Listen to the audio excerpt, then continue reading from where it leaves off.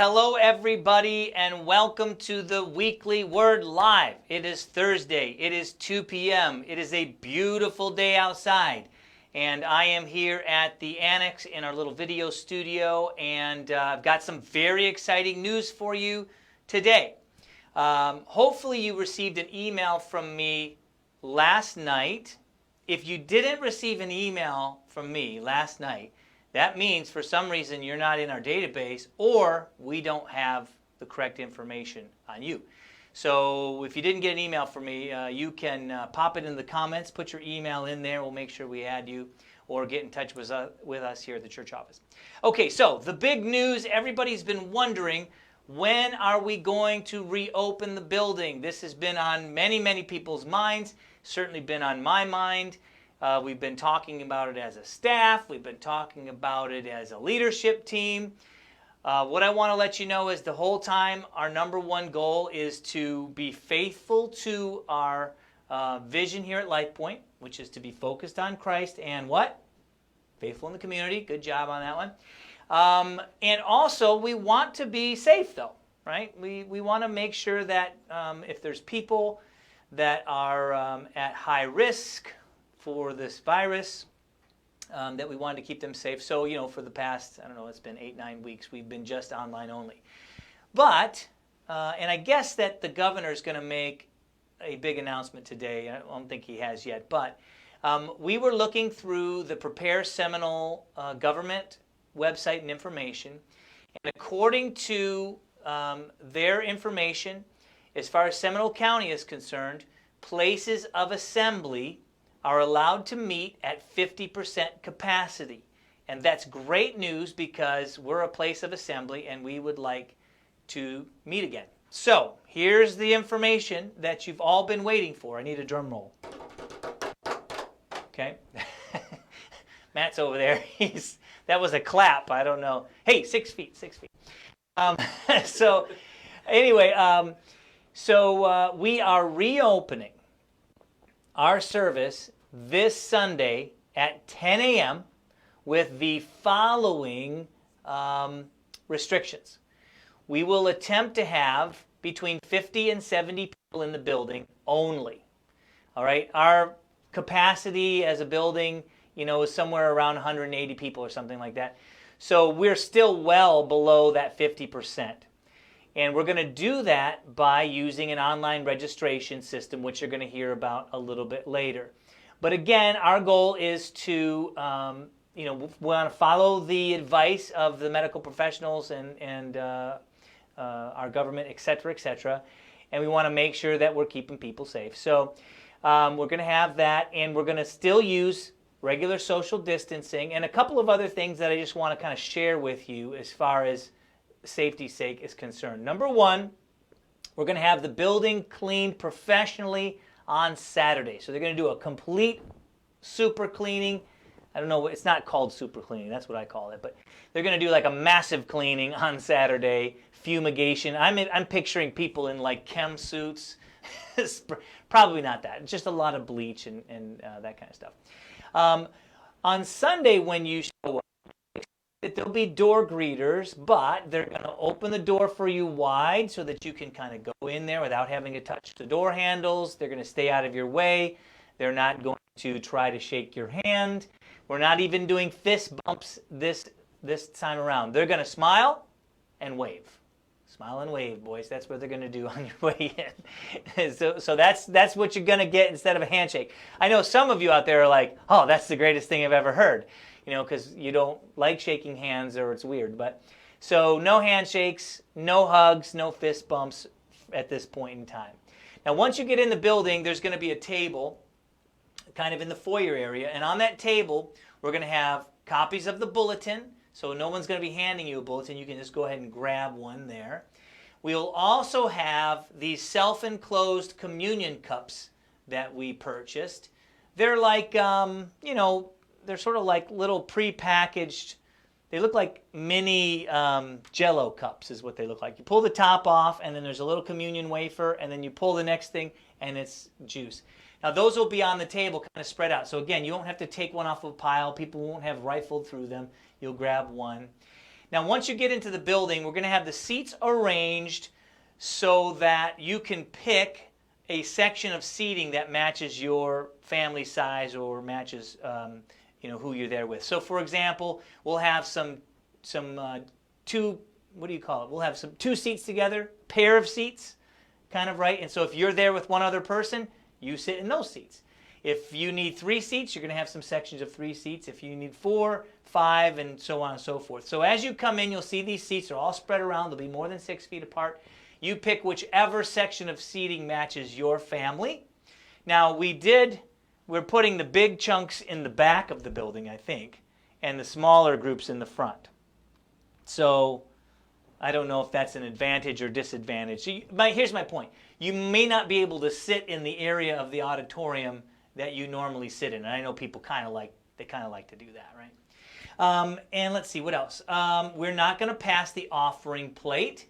I think there's probably minimal risk of passing it because anyway, it's a porous surface. But to be super safe, we're not going to pass the offering plate.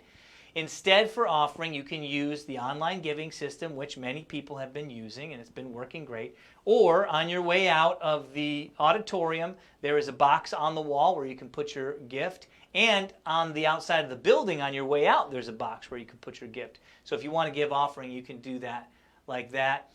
We will not be having coffee service at this time either. Because the government's recommending, don't have places where people are congregating close in. You know how that coffee station is. You're sitting there waiting to put your creamer in and somebody else is finishing up their stuff. So Sunday is BYOC, bring your own coffee. Or BYOT, bring your own tea. Or BYOP, bring your own pop. I don't know, whatever it is. I say pop, I'm from Michigan. Anyway, so if you want something to drink, you can bring it yourself. And at this point, we're not going to offer children's ministry.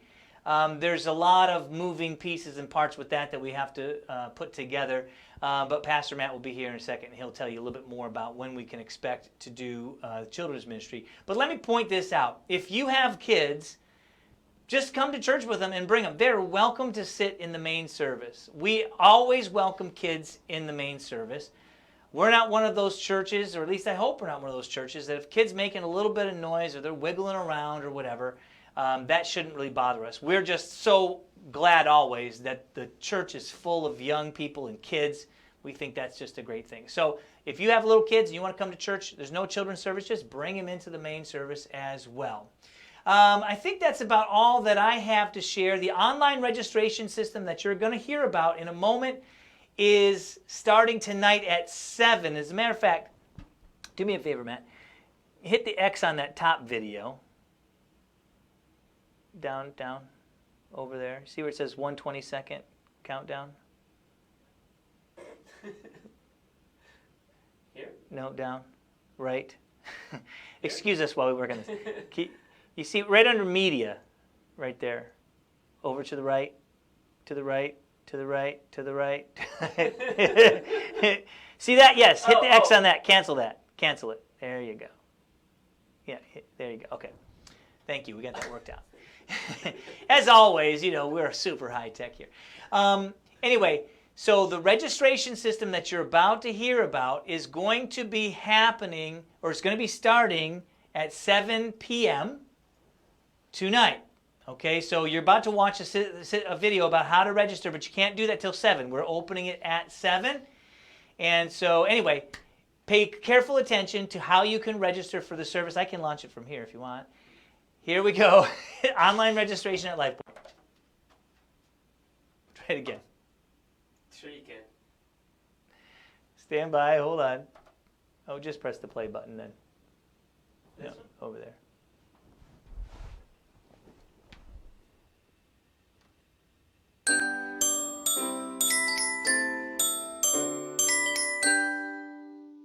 Head over to your mobile phone's app store and search for Church Center app and download. Once downloaded, you'll need to open up and find LifePoint Christian Church. Confirm you found the correct church. Next, you'll log in with your mobile or email. It's important to note your data in the database is based on your email or mobile. If you put another email or mobile number in, you will be duplicated. Always log in with the same info. Mobile is the easiest. It will send you a code to verify it's you. Just pop that code in. You should see your name pop up and log in. Here's how to register for a seat. Once you see LifePoint's information, you'll want to click on the events in the bottom right corner. Scroll through the events until you see the time and date of the service you're registering for. Click on Register and begin by adding the family members that will be sitting in a seat. If someone is not listed, click on Add Someone Else. It will ask you to review, and if good, press Complete Registration. You'll receive a confirmation on screen and an email if you have one on file. For those attending online only, you can register attendance too. Click on the Check-in button. Find your family members, and press Next to check them in virtually. And everyone is registered. Remember, you can also press Give to donate any amount, as well as press on the top right icon to edit your information, your family's information, see what you've registered for, set up auto giving, and even download end-of-year tax documents. You'll stay logged in even if you close the app. We hope this helps you get registered wherever you are.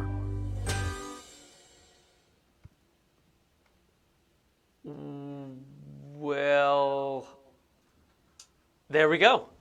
That's the video. Yeah, those are as easy as instructions as we could make it. And it's fairly easy to do that all on your phone. You can process through that. So if you have any questions, just let us know. But that's the best way to do it. Everyone should actually go on and register or download that Church Center app. That way you're always in the know, events, giving, etc. But then obviously you see the part where if you're going to attend on campus, you do that part. Or if you're going to stay home, you would do that part. So those are the two options. All right, just some follow-up things, which actually Phil already said, so I'll just repeat them again. You must register each seat. So whatever person has a rear in the seat, you need to make sure that they're registered. That does not take into account, though, for instance, band members and tech crew, since they're not actually sitting in the seats. They're either on stage or in the back, tech room and all that kind of stuff. You don't have to register if you're on the tech crew. If you're a wife or a spouse of the tech crew, so for instance, if my wife came, I wouldn't register me, but I would register my wife because she's going to be seating in the chair. There are no kids programs, as Pastor Phil said, no kids programs or child care or nursery available at all during this time. It becomes very complicated when we're trying to figure out the proximity and adults some who may be ready to serve and some who may not be ready to serve, because their own family may be at risk. So they don't want to introduce risk in their household, which is fine. So we are limited on workers, and then of course it's impossible to keep social distancing to some degree with your kids. At home it's different for you, but it's different in the classroom with preschoolers or toddlers. You have to be hands-on in essence. So we're gonna wait a little bit. Elementary kids may be able to do that a little bit better, but we're just gonna need some time to process through all that. Probably June, July, we'll be kicking back into the kids programs. As Pastor Phil said, bring your own coffee. No coffee served.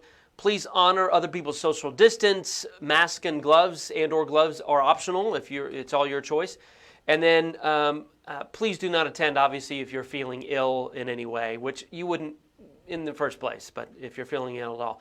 And then if you do end up not coming and you've registered yourself, if you would please go through the process that's on the phone, basically going on to Church Center app, going to events, going to that event, you can actually cancel showing up. And that way that releases that seat potentially for someone else to take that seat. And if you can't figure that out in canceling, you can always call the church office by any means. Even in registering or in canceling, you can, again, feel free to call the church office and we'll get you set up. I think that's it from my side. We're going to be opening the 10 a.m. service. And if at one point that fills up that quick, we will open up the 11:30, right, Phil? We'll open up the 11:30 service, which you'll see that as well.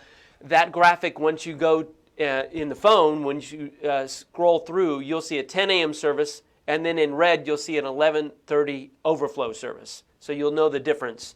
Same people's feet in the graphic, but the color will be a little bit different so you can identify. And then we'll open that up. And if you can't make that, then again, we'll be opening up more as we go. Just this Sunday, we'll do the 10 a.m. If we have overflow, 11:30 a.m. I think that's it. I know we're both looking forward to seeing you this Sunday, if you can make it. And if you can't and you're going to be online, that's okay.